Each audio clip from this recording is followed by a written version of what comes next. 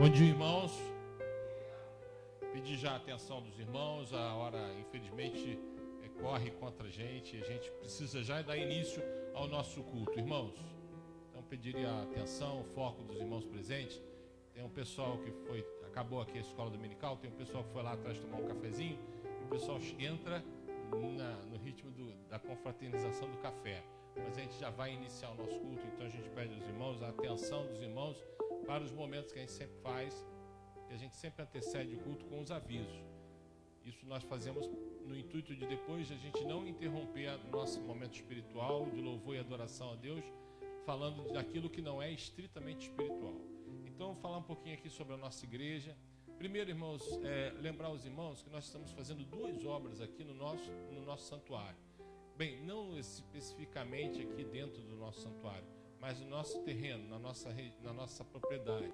Primeiro, nós estamos construindo um banheiro lá atrás. Quando nós fizemos os banheiros que estão aqui há muitos anos atrás, éramos uma igreja ainda muito pequena, fizemos um banheiro simples para meninos, outro banheiro pequeno para meninas.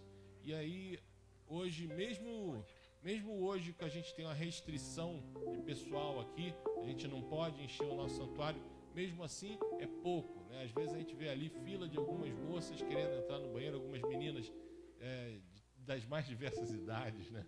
Mas é um banheiro só para meninas. E aqui também, às vezes os rapazes precisam ir ao banheiro rapidinho, como agora, que acabou a escola dominical, o pessoal que ia lá e depois voltar para o santuário. E a gente tem essa limitação de ter só 2 banheirinhos, um para meninos, um para meninas pequenas. Então, nós estamos fazendo um banheiro maior lá atrás, que será só masculino. Ele é um banheiro grande, vários mictórios. Então, e esses 2 que nós temos aqui, nós vamos tirar a parede e teremos um banheiro maior para as meninas. E assim a gente vai poder ter várias pessoas usando o sanitário quando necessário. Então, é uma obra necessária.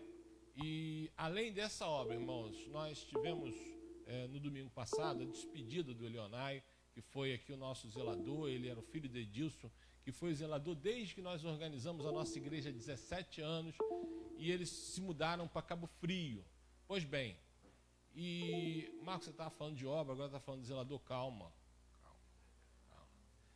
Bem, a nossa igreja já convidamos um outro casal, irmãos nossos, amigos nossos, para estarem aqui como zeladores, mas a gente está aproveitando e está consertando o telhado da casa, do apartamento que tem ali em cima das classes da EBD. Porque o telhado apodreceu, estava chovendo dentro. Era uma obra que seria feita independente do menino, do nosso zelador ter ido embora. Independente disso, a gente precisaria fazer, já tinha sido aprovado em assembleia. A gente demorou a fazer exatamente por causa da pandemia e agora a gente já retomou. Pois bem, a primeira coisa que nós queremos falar não é só informar os irmãos que a gente está tendo essa obra, mas é pedir aos irmãos todo o cuidado. Por quê? Porque tem material de obra espalhado por aí. Então, aqui atrás do nosso salão de culto, nosso santuário, tem ali as placas de PVC que vão fazer o forro lá, depois que forem trocadas as telhas. Tem também o isopor, que é o isolamento, igual temos aqui no santuário. Tem também o isolamento que a gente vai botar lá, porque as telhas de metal fazem muito barulho. Lá atrás tem a cerâmica que vai ser colocada no sanitário. Tem as telhas, irmãos, e as telhas são de metal. Elas cortam, se desavisadamente sair chutando ali, vai cortar o pé, vai rasgar o sapato. Então a gente pede muito cuidado, muita atenção a todos que estiverem transitando aqui dentro do nosso terreno, para não se machucar nem quebrar nada do que será usado para a obra, certo? Então a gente pede a atenção dos irmãos em relação a isso.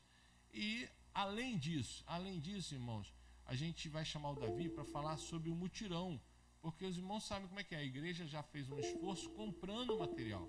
E agora a gente precisa fazer essa obra, mas gastar menos com mão de obra. E a gente precisa da ajuda dos irmãos. Então o Davi vai falar para os irmãos sobre o mutirão, quando é. Já teve gente me perguntando, Davi, o pessoal está animado para a obra. Bom dia. Bom dia. Jaqueline, aumenta o canal para mim, por favor. Canal 1. Bom dia, irmãos. Tudo bom? Bem, amém. Então, está planejado para sábado que vem, um mutirão aqui na igreja, tá? Vai se iniciar às 8 da manhã. a gente pede ajuda não só o esforço, né, é o pessoal da obra, mas aquele irmão que quer, vou fazer o almoço, vai ser muito bem-vindo, né? Vou levar uma jarrinha de suco lá para o pessoal que está trabalhando, então um cafezinho, então fiquem à vontade, ok? Ontem a gente, por acaso a gente fez uma prévia, né? Eu falei assim, vamos destelhar apenas a cozinha, só para ver o que precisa, qual é a ferramenta que precisa soltar, se a gente vai demorar muito a retirar as telhas, né? Porque tá vindo um profissional que já foi aqui da igreja, que é o Enoque. Ele veio aqui ontem também, só para olhar, só para tirar as medidas. Mas nesse meio tempo, o meu pai, né? Todo mundo sabe aí, tá no grupo da igreja, perdeu um irmão essa semana. E ontem meu pai, que é o pau para toda a obra, ele já começou a pipocar, ficou meio tonto. Eu tive que levá-lo ao hospital, né? Ele não estava se sentindo bem. Eu acabei deixando os irmãos aqui, que eu chamei uns 3 irmãos para dar uma olhada junto comigo, para saber o que ia precisar para sábado que vem. Questão de andaime, questão de escada, enfim. Para minha surpresa, a hora que eu fui no hospital e voltei, os irmãos já tinham retirado todas as telhas. Bom, não estava planejado, mas assim, o Enoque chegou depois e falou que já adiantou 50% do serviço. Então, a gente aí já no sábado, a gente já vai começar com um passo mais à frente. Então, conto com a presença dos irmãos aí, que Deus possa estar abençoando a gente na obra de sábado. Amém? Sim, fala, André.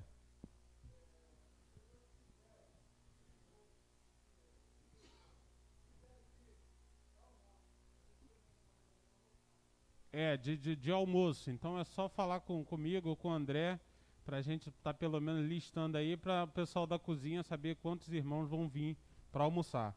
Opa, para trabalhar, né? Almoçar é um detalhe, né? Pelo amor de Deus, não chega na hora do almoço, não. Vou fechar o portão, irmão. Depois das 8, hein? Muito bem. Não, depois das 8 não. Tem uns irmãos que vai chegar 10, 11. Entendeu? Mas se chegar meio-dia é só para almoçar. Bem, irmãos, então basicamente eram esses os avisos, basicamente, né? As demais programações da igreja, os irmãos já conhecem, já sabem que nós temos cultos, 2 cultos durante a semana que são só pela internet, os outros a gente faz presencial e coloca na live, e a gente também tem pedido aos irmãos ajuda ali para a gente alavancar um pouco no número de pessoas que temos que acompanham a nossa página no YouTube, que ela é importante, eu já expliquei para os irmãos. A gente já tem lá 290 pessoas lá que curtiram ali nossa... Marcos, é muito pouco. É muito pouco, mas nós somos uma igreja de 140 pessoas, irmãos. Na página do Facebook, nós já temos quase 700 pessoas acompanhando a nossa página. Olha que legal.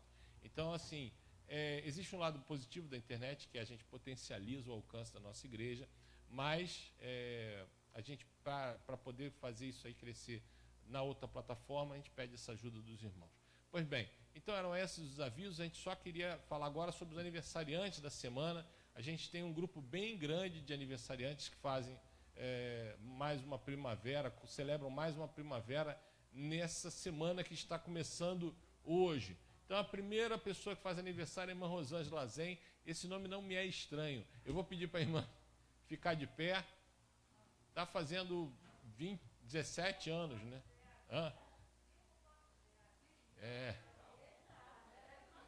Ela está bebendo formol todo dia, irmã. Com exceção de mim, a gente não pode dar muito abraço, então, Deus abençoe ricamente a irmã, tá bom? Outra que também está no formol, Ana Marcele. Está fazendo quantos anos, Marcele? 17? 15? Quer nem falar. A Rosângela faz na terça, não é isso? Hoje é 8? Então tá. Então não, normal, né? Se os irmãos acham estranho não saber que dia é hoje, os irmãos não me conhecem, né? Então, assim, a Rosângela faz amanhã, segunda-feira, a Marcele faz na terça. Que coisa legal. O William faz na quarta. Olha, uma semana cheia de festa, irmãos. Pena que estamos na pandemia, não pode confraternizar, mas ano que vem o irmão já anote essa semana, já sabe assim, é a semana que vai ter bolo todo dia. Então o William está fazendo 20 anos, 21, olha que legal. O William está fazendo 21. A gente sempre, irmãos, pede oração pelo meu primo, porque o William, meu primo, ele tem um problema seríssimo de insônia, irmãos. Então ele luta contra isso, é algo que aí ele fica um tempão sem conseguir dormir, e aí quando ele engrena o sono, ele apaga. Por isso, inclusive, os irmãos lembram que o irmão Eugênio veio aqui agradecer a Deus aquela situação do incêndio, quando eles estavam voltando de viagem, que foi algo de Deus mesmo. É porque quando o William consegue dormir, ele mergulha num sono profundo, mas ele luta muito contra isso. A gente pede muitas orações, prejudica a vida profissional dele, educacional, é muito ruim isso, tá bom? E ele vai fazer 21 anos no dia 11. E no dia 13, que é na sexta-feira, quem faz aniversário é a Vitorinha, faz 16 anos, ela vai completar 16 anos. E no sábado, irmãos, o Luiz Guilherme, que se batizou aqui, adolescente, deve estar fazendo 18 ou 19, agora não lembro. Bem, ele sempre tem vindo ao culto da noite, à noite a gente vai falar com ele e dar os parabéns para esses que não estão aqui, tá bom? E aí, irmãos, a gente já tem uma semana cheia para os irmãos usarem lá os grupos da igreja, porque está todo mundo no grupo da igreja, com exceção do William, mas o irmão Eugênio está, então o irmão vamos bombardear esse pessoal de parabéns, porque é a forma como a gente tem de externalizar esse carinho, apesar da distância, ok? Irmãos, assim a gente vai iniciar o nosso culto, vamos ouvir o prelúdio em espírito de oração. Eu quero só chamar a atenção dos irmãos rapidamente. Se o irmão Guerra precisar sair hoje, e logo mais à noite ele não vai estar com a gente. Ele foi convidado para pregar na igreja da onde ele foi ministro durante vários anos, a igreja central lá em Volta Redonda, é a maior igreja batista que tem na cidade. E ele vai pregar hoje à noite lá, então ele vai precisar sair, e hoje à noite ele não vai estar com a gente, tá bom? E aí a gente também fala isso para os irmãos estarem orando para ele pregar lá, e ele fala muito bem, prega muito bem, mas os irmãos orem por ele para que a mensagem seja realmente vinda direto do trono de Deus, a mensagem que ele foi ministrar lá, tá bom? Então é isso, irmãos, vamos ouvir o prelúdio em espírito de oração, vamos louvar o Senhor nessa manhã.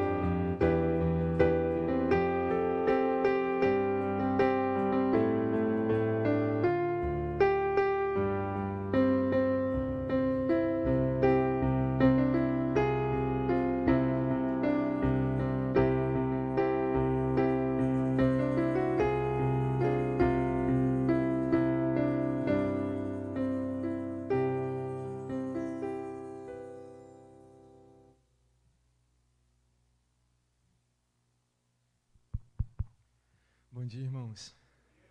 Nós tocamos uma canção que diz que Jesus é a justiça de Deus e que o reino de Deus foi estabelecido na terra. O maior governante da terra, meus irmãos, se chama Jesus Cristo. Ele está no trono do universo. A Ele nós devemos todo louvor, toda atenção, toda admiração e toda adoração. É por isso que nós estamos aqui nesse momento, porque nós precisamos, desejamos adorá-lo.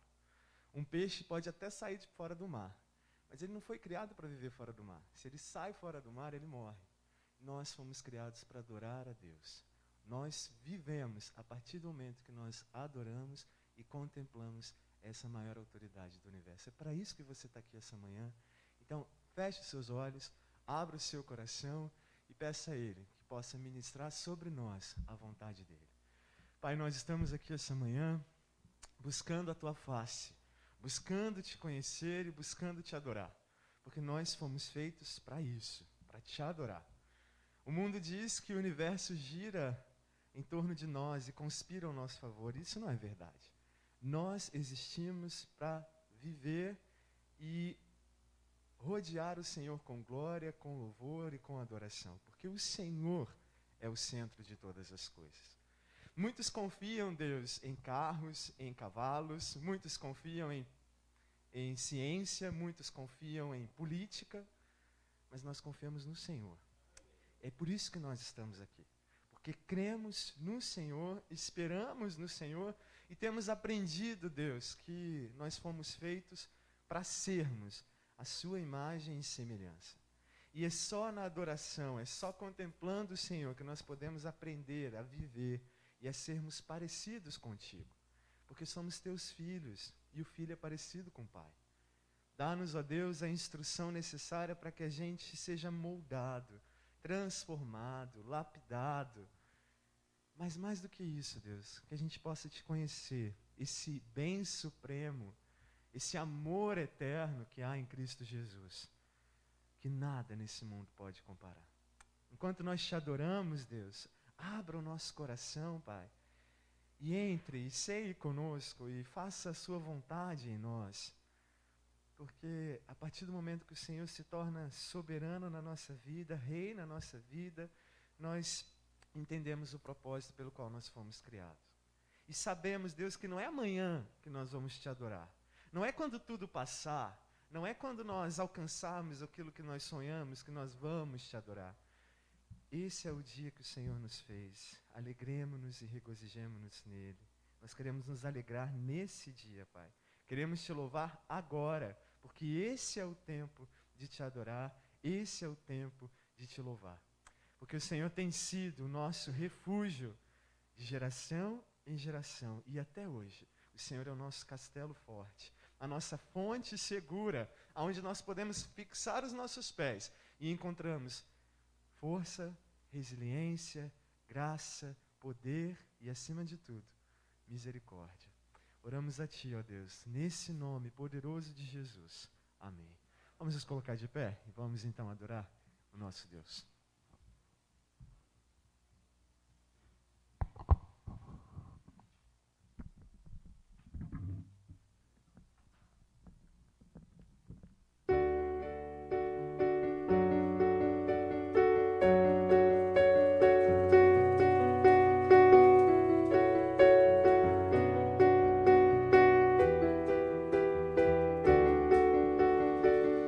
Castelo forte é o nosso Deus, escudo e boa espada.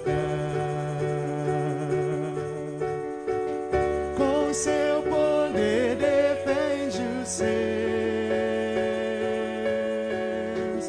a sua igreja amada. Com força e com prova o tentador, com artimanhas tais e astúcias infernais, que iguais não há na terra.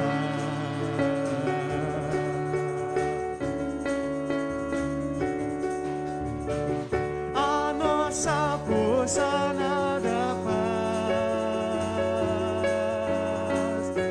estamos nós perdidos, mas nosso Deus consolo traz.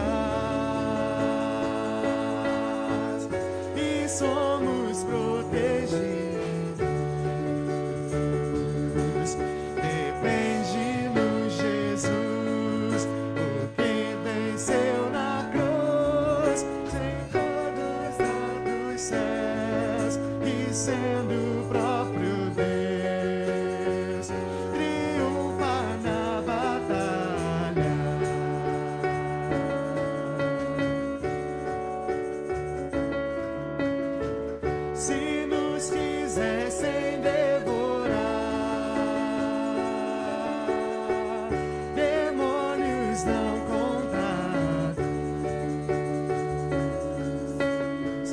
não nos podiam assustar, nem somos derrotados.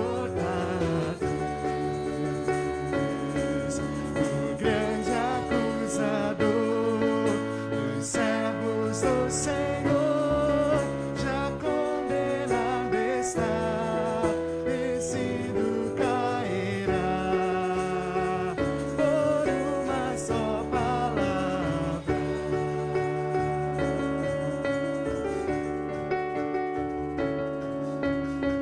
Sim, que a palavra ficará, sabemos com certeza, pois ela nos ajudará com armas de defesa.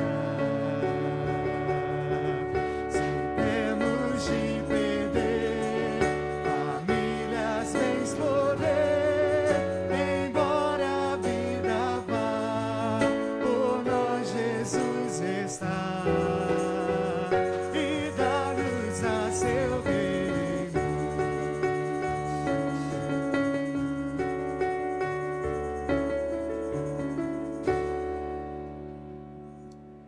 Pode a mãe esquecer o bebê que mama, abandonar o filho que deu à luz?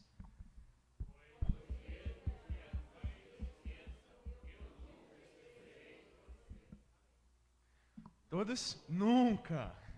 Veja, escrevi seu nome na palma da minha mão.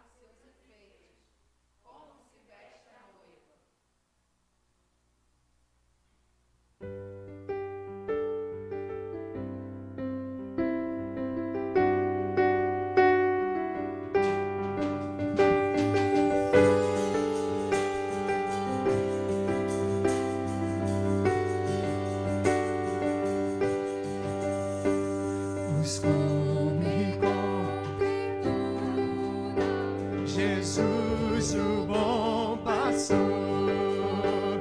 achou-me na miséria, salvou-me com amor. No céu cantaram de alegria os anjos em harmonia.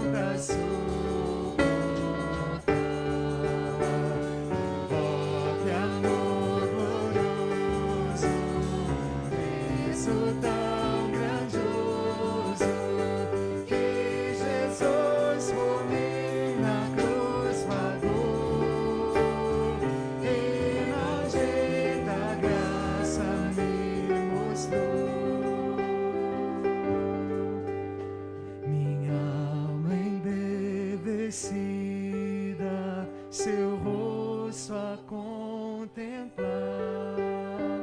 Recorda as muitas bênçãos do seu amor sem par. Louvor e glória, adoração, tributa-lhe meu coração. Oh, que amor glorioso, Cristo tão grandioso, que Jesus por mim na cruz pagou. Que maldita graça me mostrou.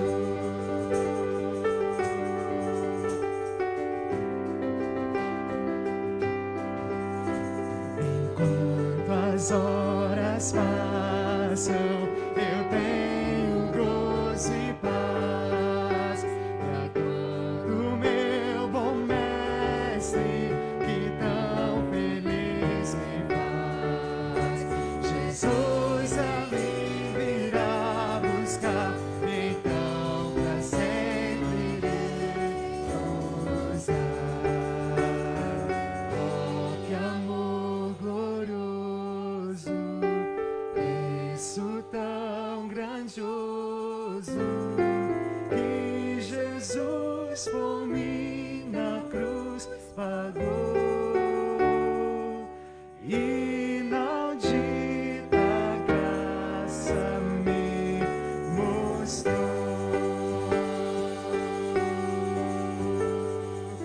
Você pode chamar no seu lugar?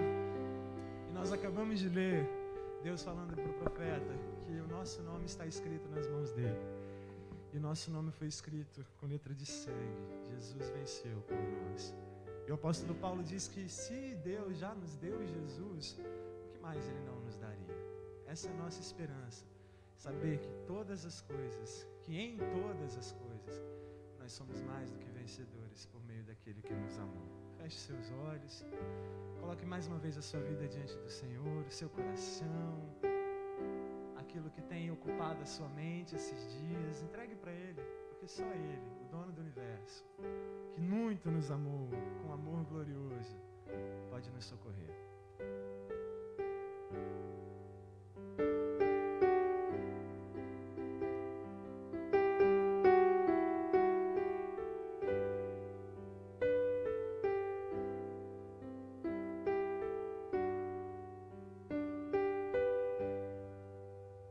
Senhor, nós estamos aqui prostrados, Deus, com o nosso coração reverente ao Senhor e reconhecendo, Deus, que só o Senhor é Deus, que só o Senhor é a fonte, não de algum poder, mas de todo o poder e graça.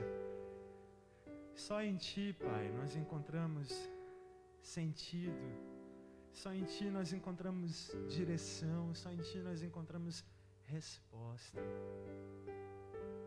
Pai, e a maior resposta que o Senhor nos dá se chama Jesus Cristo. É a resposta do Seu amor por nós. Nós não tínhamos nada, Deus, que o Senhor pudesse achar valor. Nós estávamos perdidos e o Senhor nos amou primeiro.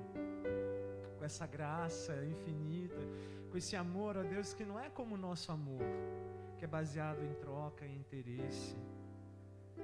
O Senhor nos amou quando nós ainda éramos pecadores.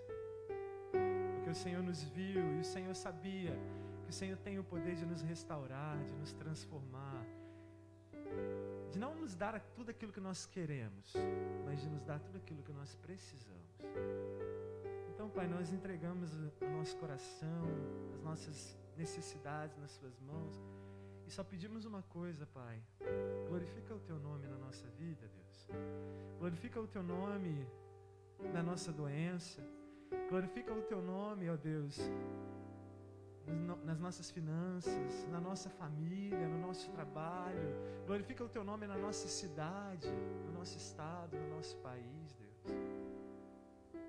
Que só o Senhor seja Deus sobre todas as coisas. Ó Senhor Deus, que nós possamos encontrar em Ti, ó Deus, tudo aquilo que nós precisamos. porque o Senhor nos trouxe até aqui, foi a sua mão que nos sustentou até aqui. E o Deus que começou a boa obra, Ele não desiste enquanto Ele não termina. Nós precisamos de Ti, Pai. Nós só temos o Senhor. Tu és tudo que temos e logo tudo que precisamos. Então, Pai, pela sua misericórdia e graça, eu peço, visita, Deus, os doentes. Visita, Senhor Jesus, aquelas pessoas que estão enlutadas. Me lembro agora do irmão Paulo e da sua família e tantos outros, Deus. É um tempo difícil, Deus, onde nós temos que dar tantos adeuses em tão pouco tempo. Mas, Pai, em Ti nós encontramos esperança. Em Ti nós encontramos alegria, não por causa das coisas, mas em todas as coisas. Porque a nossa alegria é saber que o nosso nome está escrito nas Suas mãos. A nossa alegria é saber, ó Deus, que quer comamos, quer bebamos, quer morramos ou vivamos, nós somos do Senhor, nós pertencemos a Ti. Mas manifesta, Deus, o Seu poder e a Sua graça, para que todos saibam que Tu és Deus e que não há outro além do Senhor. Oramos a Ti e entregamos ao Senhor o nosso coração, a nossa vida, aquelas coisas que estão apertando o nosso coração, Senhor Jesus. Porque se tem uma coisa que a gente encontra no Senhor é descanso. Nós lançamos sobre Ti os nossos fardos. Nós lançamos sobre Ti, ó Deus, todo o jugo desse mundo e tomamos sobre nós o Seu jugo, que é suave, e o Seu fardo, que é leve. E vivemos assim, de cabeça erguida, na alegria que o Senhor nos deu, de saber que nós temos um amor que jamais falha. Oramos a Ti no nome de Jesus. Amém. Nós vamos ter nessa hora, irmãos, a oportunidade de consagrar ao Senhor dízimos e ofertas. Assentados como nós estamos, para facilitar o trânsito, se você veio preparado, eu quero convidar você a consagrar ao Senhor o seu dízimo e a sua oferta, mas também a sua vida, a construir no seu coração um altar para Ele e entender que nós somos dele, pertencemos a Ele.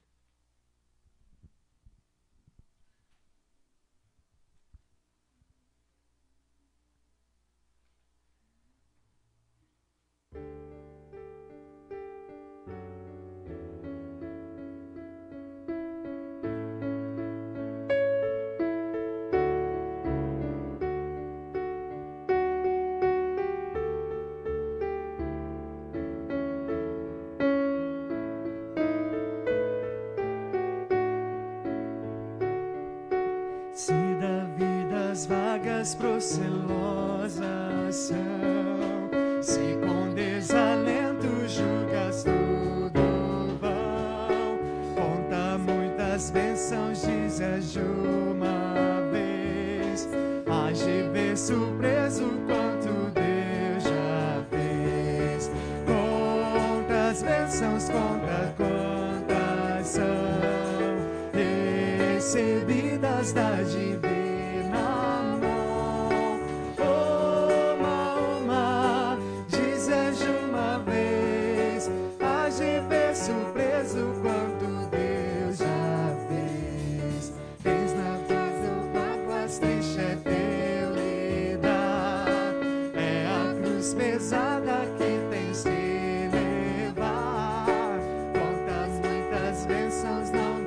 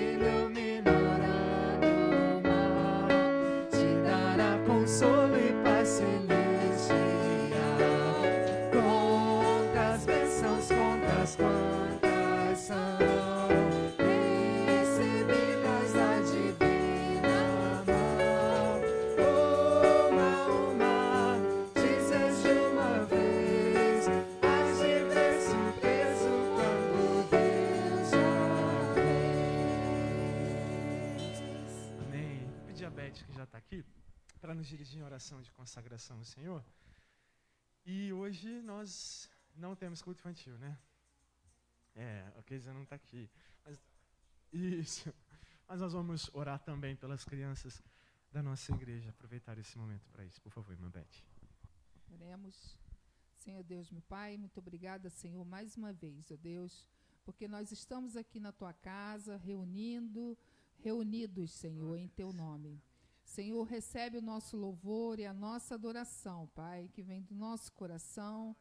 Tu sabes, Senhor Deus, o quanto somos felizes por ter a Ti como nosso Salvador, Pai. Muito obrigado, ó Deus, por Te conhecer, saber que existe esse Deus que é por todos nós. Senhor, agora coloco em Tuas mãos, Senhor Deus, toda essa dedicação, Senhor Deus, de vidas e bens que foi feita neste momento, Senhor, nós fazemos dedicados a Ti, ó Pai, para manter a Sua casa, que Tu possa, Senhor Deus, estar com cada um de nós, possamos estar contribuindo com alegria no coração, ó Deus. Seja, ó Deus, também com aqueles que não puderam, Senhor, só Tu sabes o motivo, e que Tu possa estar visitando a cada um deles. Senhor Deus, seja com todas as pessoas que não estão aqui, ó Deus, que Tu possa estar também, Senhor, visitando o coração delas, assim como a Fernanda, ó Pai, que encontramos ali, ó Deus, que Tu possa estar visitando aquele coração a cada dia, Senhor, porque ela Te conhece. Senhor Deus, fala com ela a cada dia, ó Pai, que ela possa, Senhor Deus, alcançar, Senhor Deus, a alegria, a paz no seu coração.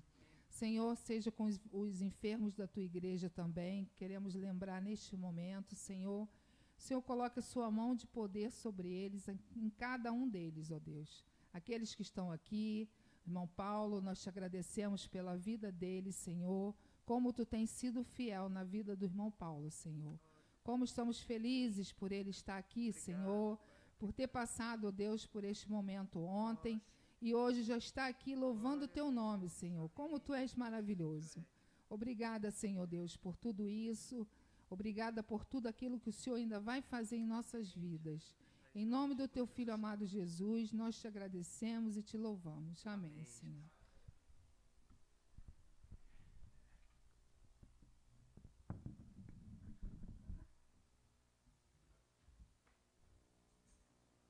Muito bem, irmãos. Antes mesmo de começar a falar um pouquinho sobre a palavra do Senhor nessa manhã, dizer aos irmãos o seguinte: logo após o término do culto, eu, Rosângela, Sofia, a gente vai sair bem rapidinho, então eu não vou poder conversar com ninguém. Eu sei que alguns irmãos querem conversar às vezes. À noite a gente conversa. Por quê? Porque eu preciso deixar o nosso irmão Guerra na rodoviária. Ele vai subir agora para Teresópolis. Volta Redonda, ele vai pregar hoje à noite, irmãos, e o ônibus sai meio-dia. Então, veja, nossa preocupação com o horário. Então, a gente pede já desculpas antecipadas aos irmãos. Cadê o pastor? Vazou. Vamos lá. Vamos abrir aqui, irmãos, as nossas Bíblias no texto de Mateus, capítulo 16. Mateus, Evangelho de Mateus, capítulo 16. E nós vamos estar, então, falando um pouquinho sobre um momento muito estranho que viveu Pedro nessa caminhada que ele teve com Jesus, esse momento em que Jesus olha para ele e diz assim: sai de reto, coisa ruim, para trás de mim. Vamos lá, Mateus capítulo 16, nós vamos estar lendo o verso 22 e 23. Mateus capítulo 16, versos 22 e 23. E a gente vai ler todos juntos, a uma só voz, os dois versos. Ritinha, eu acho que a tua folga acabou, Ritinha. A Kézia acabou de chegar. Vamos lá.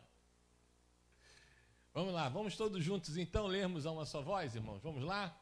E Pedro, tomando a parte, começou a repreendê-lo, dizendo: Senhor, tem compaixão de ti, de modo nenhum te acontecerá isso. Ele, porém, voltando-se, disse a Pedro: para trás de mim, Satanás, que me serves de escândalo, porque não compreendes as coisas que são de Deus, mas só as que são do homem. Amém. Então, Pai Santo, agora vamos meditar na Tua palavra. Quero pedir que Teu Espírito Santo fale conosco nessa manhã, através desse evento, nós oramos no teu nome santo, Jesus. Amém, Pai. Pois bem, irmãos, vamos aqui brevemente lembrar o que aconteceu para a gente poder se situar neste momento aqui dos acontecimentos. Jesus, ele não dizia quem ele era. Raramente. Na verdade, eu sempre digo isso quando a gente vai fazer uma classe de batismo aqui. Todas as pessoas que a gente batizou, essa é a primeira classe, a primeira aula. Jesus não dizia quem era. Realmente ele não dizia. Você vai encontrar ele em raríssimos momentos confirmando quem ele é. Mas são raríssimos os momentos. Nós temos, por exemplo, quando ele encontra a mulher no poço. Aquela mulher no poço lá de Jacó, aquela samaritana, ela diz assim, porque ela é esperta, né? Ela pescou que ele era um homem diferente, ela começa a perceber que ele não era só um homem, e aí ela diz assim, eu sei que o Messias vem. Aí ele diz assim, sou eu. Pois bem, irmãos, fora esse momento, e também lá em João capítulo 8, quando ele diz assim, eu sou o que sou, aí ele está também confirmando que ele é o próprio Deus.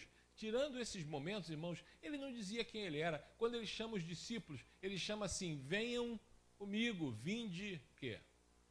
Vinde após mim. Ele não dizia quem ele era. E por que ele não dizia quem ele era? Bem, eu acredito que ele quer que a gente descubra quem ele é por estar o quê?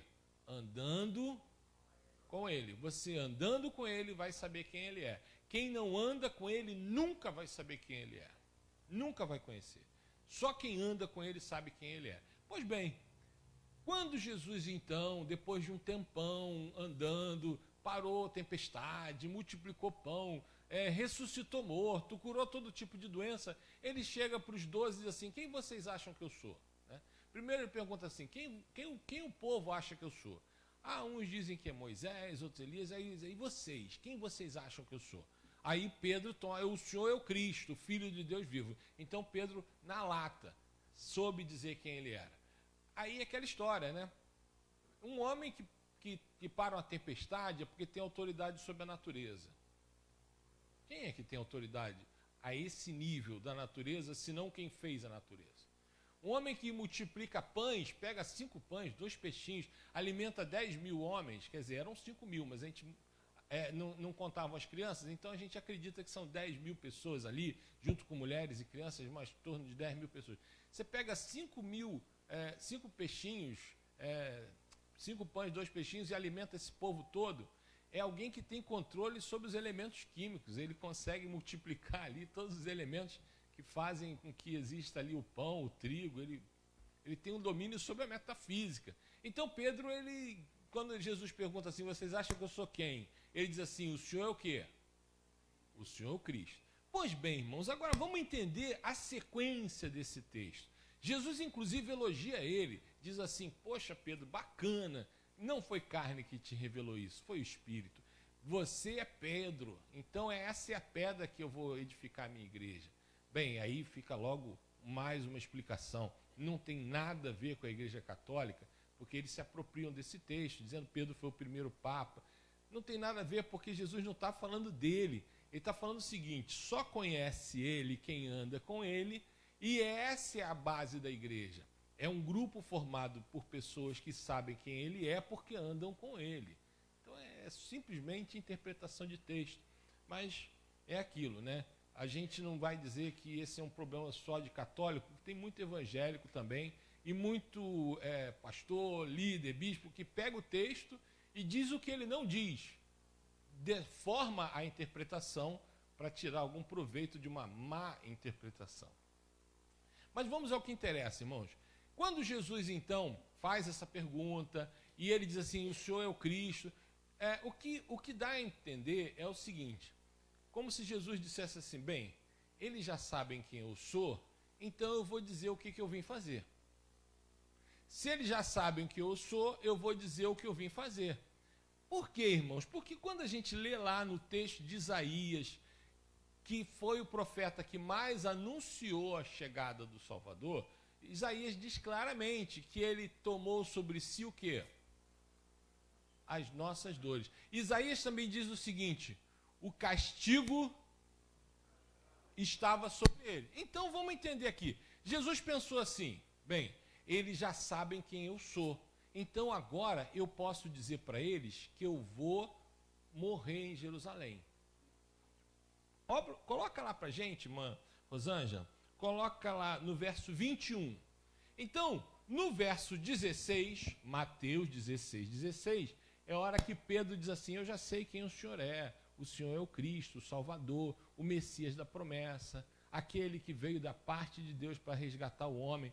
Bem, então, Jesus pensou assim: eles já sabem quem eu sou, eu agora vou explicar para eles o que eu vou fazer. E olha só o que ele diz: desde então, começou a mostrar aos seus discípulos que ele precisava ir para Jerusalém, padecer na mão dos anciãos, dos principais sacerdotes, ser morto e ao terceiro dia ressuscitar. Ele entendeu assim: eles já sabem quem eu sou, agora eu vou explicar o que eu vim fazer, ok? Pois bem, mas aí no verso 22, Pedro ficou marrento pra caramba, né? Porque ele acertou a resposta, né? Quem eu sou? O Senhor é o Cristo, o Senhor é o Cristo. E aí no verso 22, Pedro, esse é o 21 ainda, bota lá pra gente o 20.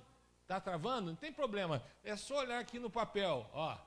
Diz assim: Pedro tomando a parte, tipo assim, já que eu sou o Pedra, né? Então faz assim. Obrigado, irmã. Que esse computador, o anãozinho que está dentro dele já está bem. Entendeu? Ele diz assim, Pedro tomando a parte, diz assim: mestre, vamos ali no cantinho conversar um negócio sério com o senhor. Que negócio é esse do senhor morrer e tal? E aí Jesus olha sério para ele e diz assim: para trás de mim, Satanás. Verso 23, então, bota lá para mim, irmã Rosângela. Foi rápido agora, hein? O anãozinho despertou. Então Jesus olha para ele e diz assim: para trás de mim, Satanás, porque você me serve de escândalo, você não entende as coisas que são de Deus, mas só as coisas que são do homem. Bem, eu queria pensar então nesse texto com os irmãos, porque ele tem algumas lições para a gente sobre esse momento, né? Sobre essa falta de compreensão. E a gente entende, Pedro, né? Poxa, agora que eu já sei quem o Senhor é, porque parte do... Vamos lá. Jesus, por que Jesus começa a dizer que vai para a cruz? Porque ele diz assim: quem eu sou? Aí ele diz assim: o Senhor é o Cristo. Então Jesus pensa assim: eu usei meu servo no passado, Isaías, e ele disse que eu vinha para morrer. Então ele começou a explicar. Mas no imaginário de um judeu daquela época, eles pensavam assim: é do rebento de Jessé, então é da raiz de Davi, então ele vem para ser o quê? Rei. Quando Jesus diz assim, bem-aventurado és tu, Simão Barjonas, Pedro entendeu assim: poxa, então ele é o Messias mesmo. Se ele é o Messias, ele veio para governar. E aí Pedro diz assim: poxa, mas o senhor veio para governar? O senhor vai para a cruz? Que conversa é essa? Não faz isso não. E no verso 22 ainda tem uma hora que Pedro diz assim: tenha compaixão de ti. Né? E Jesus fala sério com ele: sai de reto, coisa ruim, para trás, Satanás. E como eu disse para os irmãos, aqui tem algumas coisas que chamam a atenção, que eu queria compartilhar com os irmãos nessa manhã. A primeira coisa que eu quero compartilhar com os irmãos nessa manhã é o seguinte: vejam bem, Jesus veio com um propósito, não é assim? Qual o propósito da vinda de Jesus? Salvar a gente. Ele veio para morrer, porque quando João Batista batiza ele, diz assim: eis aí, esse é meu filho amado, né, que tira o pecado do mundo. Mas tem lá a única frase que eu sei em latim, né, a única frase que eu sei em latim, que eu fico repetindo para os irmãos acharem que eu sei alguma coisa de latim, né? Que ele diz assim: Agnus Dei, qui tollat peccata mundi, eis aí o Cordeiro de Deus que tira o pecado do mundo. Então ele veio com um propósito muito bem estabelecido, que era morrer na cruz, porque de outro modo não tinha como. Se o irmão quiser entender melhor, a gente já fez esse estudo no passado, mas eu me proponho a fazer novamente, estudar mais sobre o texto de Hebreus, porque lá no capítulo 8, 9, ele explica detalhadamente por que Jesus precisou morrer, porque o sacerdote ia lá levar o sangue de um cordeirinho, diz assim: que o Senhor receba o sangue puro desse cordeiro no lugar do sangue do povo, que é pecado. Então, Jesus ele não vai levar um sangue de um cordeirinho, ele vai até o santuário e oferece o próprio sangue dele uma vez por todas. Está tudo explicado lá. Ele veio para isso, ok? E quando Pedro, coloca para mim o verso 22, irmã, a gente já sabe que Jesus chamou ele de Satanás, porque ele só entende as coisas da terra. Quando Pedro diz assim, não faça isso, a primeira coisa que chama atenção é que Pedro parece que ele está dizendo assim, não, ou perca de vista o seu o quê? Propósito. Não cumpra o seu propósito. Não siga o seu objetivo. Não siga o seu objetivo. E aí eu queria marcar esse primeiro ponto. Veja, irmãos, a gente tem na nossa vida propósitos, objetivos, e quando a gente coloca a nossa vida nas mãos do Senhor, a gente busca dele a direção desses propósitos, certo? A gente busca dele um objetivo de vida. E quando a gente perde de vista esse objetivo, Jesus está dizendo que isso é Satanás. Ficou claro? Porque ao dizer assim, não faça isso, mestre, Jesus chama ele para trás, Satanás, porque é o inimigo que tira a gente dos nossos propósitos. Veja que interessante isso. Ele tem um objetivo muito claro, muito bem definido. Ele veio aqui para isso. E quando alguma coisa tenta tirar ele, ele entende que isso é... Ele entende não. Ele afirma para trás. Você não entende as coisas que são de Deus. E aí eu fico pensando o seguinte, a busca pelos propósitos, isso é de Deus. O não buscar o propósito, isso é do homem. Porque quando no verso 23 ele diz assim, você me serve de escândalo, não entende as coisas. Coloca, eu sei que é difícil, irmão Rosângela, porque esse computador é cansadinho, mas às vezes ele vai, né? Olha lá, quando ele diz assim, você me serve de escândalo, não compreende as coisas que são de Deus, fica claro para a gente o seguinte, buscar os nossos objetivos, lutar pelas coisas, é de Deus. Desistir é do homem. Interessante isso, né, irmãos? Coisa para a gente pensar mesmo. Desistir. E é curioso, irmãos, porque assim, na literatura, a gente encontra muitos textos que falam exatamente isso. Um texto muito curioso sobre isso, que não é um texto cristão, muito pelo contrário, é o texto do poeta grego Homero, escrito por volta de 1200 anos antes de Cristo. Tem uma história muito grande na Odisseia, né, que é de Ulisses, né? Ulisses, ele era um rei que está tentando voltar para casa, voltar para sua esposa, voltar para os seus filhos, porque ele tinha vindo da guerra de Troia e ele era rei numa ilha. Isso é o texto, é a história da Odisseia, né? E ele ia passar perto de uma ilha, antes de chegar na ilha dele, né, onde tinha sereias. É lógico que os gregos usaram isso como uma metáfora, né? Sereia, sedução e tal. E ele pede para os seus soldados, ele tampa as orelhas dos soldados com a cera, que ele usava para tampar os buracos no casco do navio, e ele diz para os seus soldados assim, olha, eu vou tapar o ouvido de vocês, mas antes eu quero que vocês me amarrem no mastro.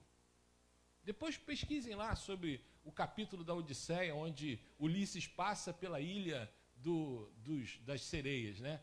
Então, a ideia é o seguinte, ele precisava ficar muito amarrado, porque senão a sua carne ia se deixar levar e ele ia perder de vista o seu propósito. Interessante, veja, não é nem um texto bíblico, é um texto da literatura grega, um romance, na verdade uma poesia, um dos textos mais lindos da poesia da história universal, fala exatamente isso. Então, quando alguma coisa, eu não sei, irmãos, qual é o propósito que Deus tem colocado no seu coração. Tem propósito que não é Deus que coloca, não.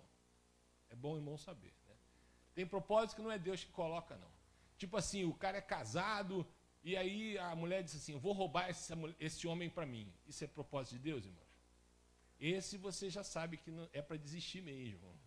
Porque esse vem direto do inferno. Não, mas tem muito propósito que Deus coloca no teu coração, que Deus coloca para você estudar, trabalhar, criar bem seus filhos, constituir sua família, se formar, arrumar um bom emprego, arrumar uma situação boa, terminar seus estudos. É fácil isso, irmão? Não. Ser alguém, construir alguma coisa, ou mesmo propósitos espirituais, é tudo tão difícil, irmãos. Quantas vezes a gente pega a Bíblia para ler, diz assim, esse ano eu vou ler a Bíblia toda, e no meio do caminho, a gente chega lá no Gênesis capítulo 2, 3. Não é assim? Pois bem, irmãos, o propósito, a luta para chegar nesses objetivos, conforme a gente vê também, é muito interessante quando a gente lembra lá do Caleb, com 80 anos de idade, chega para Josué e diz assim, Josué, eu ainda não conquistei minha terra lá, cara. Eu já estou com 80 anos, mas eu estou aqui com a mesma disposição quando a gente tinha 20. Esse é um homem de Deus. Por exemplo, vou aqui pegar o Wagner. Wagner, ele sabe bem o que é isso. Profissional de educação física, né? Quantas vezes você coloca na sua vida um propósito de Deus, né? Ele logo puxou a sardinha lá. Um propósito de Deus, nesse ano eu vou me alimentar melhor, vou fazer sei lá, que seja caminhar no engenhão, vou me matricular na academia, vou fazer uma atividade física, vou melhorar minha condição de saúde. Esse é um propósito bom, irmãos?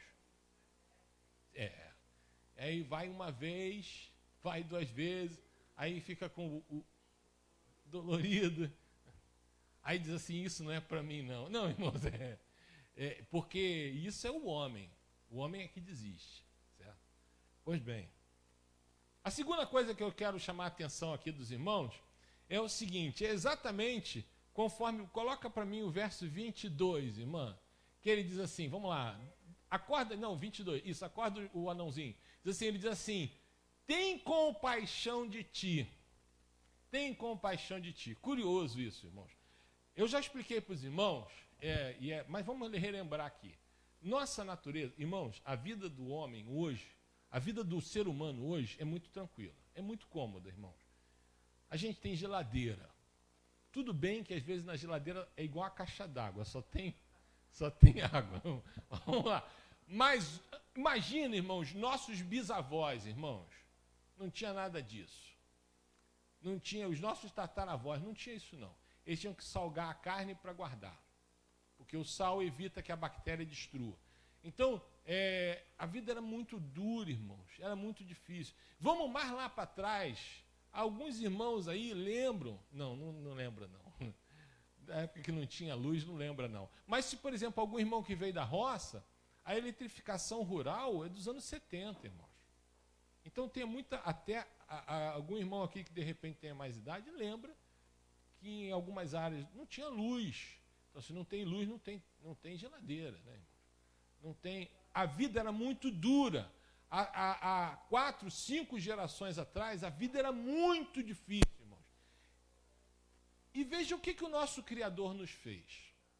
Nosso Criador nos fez de maneira que a gente tenta o tempo inteiro se poupar. Claro, se poupar. Por isso, eu já falei aqui, por isso que é difícil o irmão, às vezes, querer emagrecer. Por quê? Porque antigamente, o corpo ele trabalhava para acumular. Eu, inclusive, estou muito acumulado. Né? Mas vamos pula essa parte, né? Por que o nosso corpo trabalhava para acumular? Porque, exato, irmãos, não era todo dia que a bisavó, que veio lá do Líbano, ela dizia para o meu pai, quando eu era pequenininho, dizia assim, que o Brasil é um país maravilhoso, porque aqui tem 3 refeições por dia. Está vendo? 3 gerações atrás, num país que era um país difícil, até hoje, não tem 3 refeições por dia. Então, irmãos, o pessoal fala hoje de jejum intermitente. Quem já ouviu falar sobre isso, né? Mas há umas 4, 5 gerações atrás, as pessoas faziam isso, não era porque queria, é porque não tinha, irmãos, não tinha. Tem uma história muito interessante, sabe por que o pessoal esqueci o nome da família do cara que ficou bilionário inventando o ketchup. Os irmãos sabem por que ele inventou o ketchup? Porque ele queria inventar um molho que escondesse o gosto da carne podre. Porque o rico pegava a carne logo que vinha do abatedouro. Mas e o pobre? Era aquela que estava lá há um tempão, né? Vendendo lá, não tinha geladeira. Então, no ano 1800 e fumaça, o camarada queria inventar um molho para esconder o gosto de podre da carne. Ficou rico quando inventou o chamado ketchup. Então, prestem bem atenção, a vida era muito dura. Nós estamos programados para nos poupar o tempo inteiro. A gente quer se poupar. Por isso que a gente tende a querer ficar onde? Na rede, irmão. É assim? Essa é a nossa tendência natural. Mas a preguiça é do homem. O Pedro diz para Deus assim, para o Senhor Jesus, Deus, né? Olha só, não faça isso consigo mesmo, tem compaixão de si. Tipo assim, opte pelaquilo que é mais cômodo, opte por aquilo que é mais confortável, opte por aquilo que é o mais fácil. Não faça isso por si mesmo. Mestre, pensa de outro jeito de salvar a gente. Deve ter um caminho mais fácil, não precisar morrer e tal, isso aqui. Mas a gente já descobriu que o caminho que leva à salvação é sempre o caminho largo ou estreito? Estreito. É o caminho que leva a um melhor condicionamento físico, como é o caminho da academia lá do Wagner. Wagner, depois você acerta a comissão. É a segunda vez que eu faço uma promoção sua. Vamos lá. Esse é o caminho que leva à salvação. Então, quando Jesus repreende dele, diz assim, para trás de mim, Satanás, porque você seduz as pessoas dizendo que o caminho bom é o fácil. Então pergunta para o irmão Eugênio, que é médico, se foi fácil se formar em medicina. Quantas noites que ele não virou, ele não dormiu, virou. Não foi, irmão? Não é assim? Existe alguma coisa fácil, irmãos? Você quer crescer na vida, vai ser fácil? Não, tem gente que... Até político, irmãos. Tudo bem que só trabalha de 4 em 4 anos, mas mesmo esses têm que correr atrás de voto, que senão complica. Então, a gente não tem nada fácil, irmão, não existe almoço grátis. A cabeça da facilidade, do procurar sempre o caminho mais fácil, é a cabeça do homem. A cabeça que pensa, não, vamos enfrentar, vamos lutar, vamos encarar, para a gente chegar a algum lugar que é o propósito, essa é de Deus. Então, quando ele diz assim, não, mestre, não faça isso, ele está sendo... Por isso Jesus diz assim, você não entende as coisas que são de Deus. Você está procurando a facilidade. Procurar facilidade quase sempre conduz à ruína. Procurar facilidade quase sempre produz a ruína. A gente pensa isso na nossa alimentação. Faz assim, passa a vida comendo miojo, que é o mais fácil. Não é o mais fácil? Ou aquele negocinho de pote. Vai lá, vai ver o que vai acontecer com o teu organismo. Não vai virar, não vai. Esse é o caminho, é a facilidade. Agora, depois o irmão pergunta para o irmão Marcos a história do pão. É muito legal. Por quê? Porque quando você faz o pão, esse é o caminho difícil. Pega o trigo, bate a massa. Não é um caminho difícil? É mais saudável, irmãos. Esse é o caminho. Então, a primeira coisa, perder de vista os propósitos é do homem. Perseguir os seus propósitos de Deus. Ir pelo caminho da mais fácil é do homem. Lutar, enfrentar as dificuldades, ainda que seja muito mais penoso, para chegar a algum lugar, é de Deus. Por isso que Pedro toma uma bronca, diz assim, para trás de mim, Satanás, porque você não entende as coisas de Deus. Bem, tem mais alguns exemplos que eu queria pegar, mas eu vou parar por aqui. Mas eu quero só, antes de encerrar, pensar o seguinte. Vamos pensar o seguinte. Jesus venceu a morte. Então ele foi o quê? Vencedor. Ele foi vitorioso.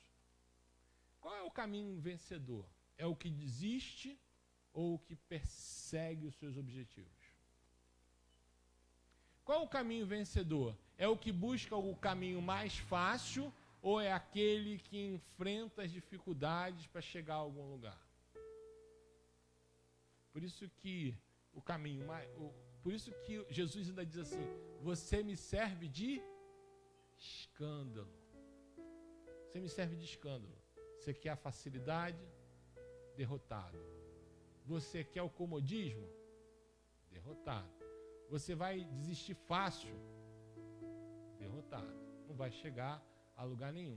Agora, para quem persegue, luta, vai com afinco, não se entrega, cai e se levanta, para quem está disposto a sofrer as duras penas de uma jornada difícil, penosa, para esse, a gente compartilha com Cristo a vitória. Amém? Vamos ficar de pé então? Vamos louvar o Senhor com esse hino?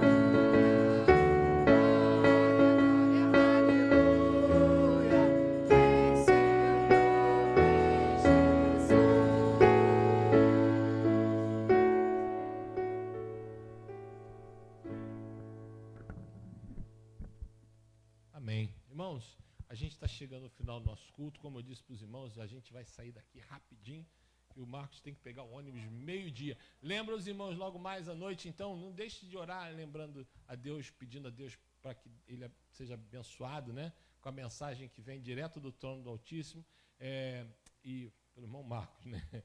E nós aqui, irmãos, a gente vai ter o nosso culto normal. O Bruno não tem vindo, que os irmãos sabem, a gente tem orado pelo filhinho dele, está com uma asma, melhorou, e hoje à noite ele vai estar aqui com a gente, e a gente vai ter música, vai ter louvor, tá? E agora a gente vai encerrar o nosso culto orando, como a gente sempre tem feito, de joelhos, se o irmão puder, pedindo a Deus pelo fim dessa pandemia, tá bom? Porque a gente continua vendo muita gente aí doente, muita situação complicada, que não está tão agora na mídia. Por quê? Por que será? Será que tem alguma coisa a ver com a eleição?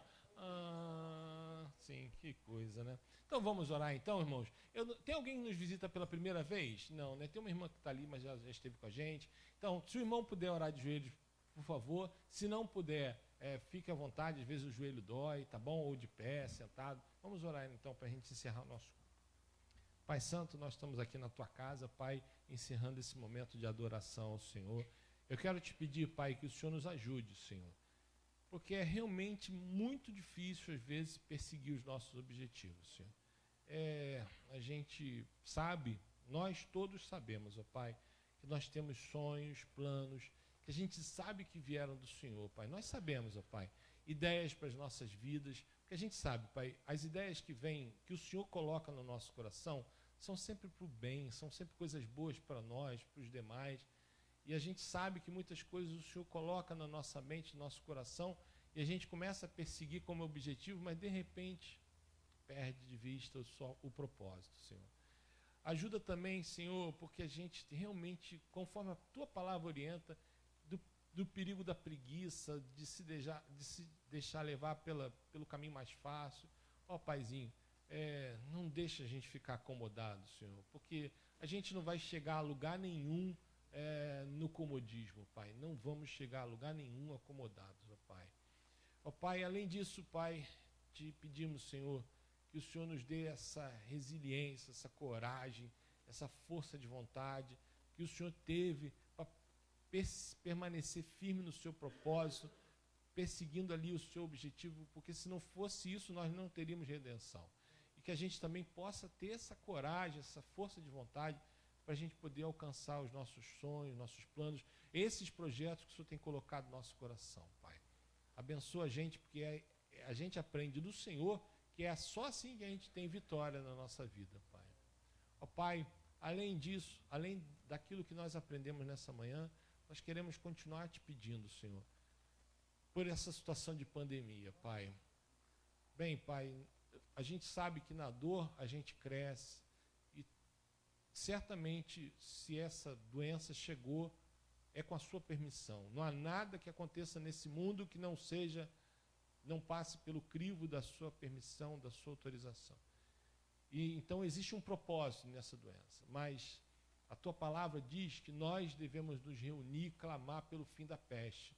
Fazemos isso agora, Pai. Clamamos mais uma vez ao Senhor pelo fim da peste, Senhor. Eu quero te agradecer, porque nessa cidade caótica que vivemos, era para ter sido muito pior. Quero te agradecer, porque apesar de termos perdido pessoas queridas, nós temos aqui na nossa igreja, nenhum de nós se perdeu, Pai. Nenhum de nós morreu. Ó Pai, te louvamos por isso, Pai. Te agradecemos por isso, Pai. Mas sabemos, ó Pai, de que irmãos nossos aqui perderam entes queridos, ó Pai. Eu quero continuar pedindo que o Senhor console e conforte, Senhor. Também te pedimos a proteção, Pai, principalmente dos irmãos que são profissionais da saúde, que estão muito expostos, ó Pai. E de todos nós, da nossa família, de todos os nossos entes queridos, ó Pai. Então, o nosso clamor é para que o Senhor repreenda de vez essa doença. Da forma que for, pela vacina, do jeito que o Senhor tem autoridade de fazer o que quiser. Mas repreenda de vez essa doença, Pai. Mas enquanto este não for o tempo do seu querer, ó Pai, livra-nos, ó Pai, a nós, a nossos entes queridos, a nossa igreja, as pessoas que a gente ama, Pai. Livra, Pai. Livra. E aqueles que porventura estiverem num leito, Pai, estende tua mão de cura por eles, ó Pai. Nós te pedimos também pelo nosso irmão ministro de música, Marcos Guerra, que vai estar pregando na igreja onde ele foi ministro hoje à noite, que a tua palavra seja ministrada através que ele seja apenas um instrumento para falar. E nós aqui também possamos logo mais ter um culto abençoado com a tua presença, Pai. Essa é a oração que fazemos no teu nome santo, Jesus. Amém, Paizinho. Bem, irmãos, assim nós estamos encerrando o nosso culto nessa manhã. Deus abençoe a todos. Logo mais à noite a gente se vê. Vamos sair batido, Marcos. Deus abençoe a todos.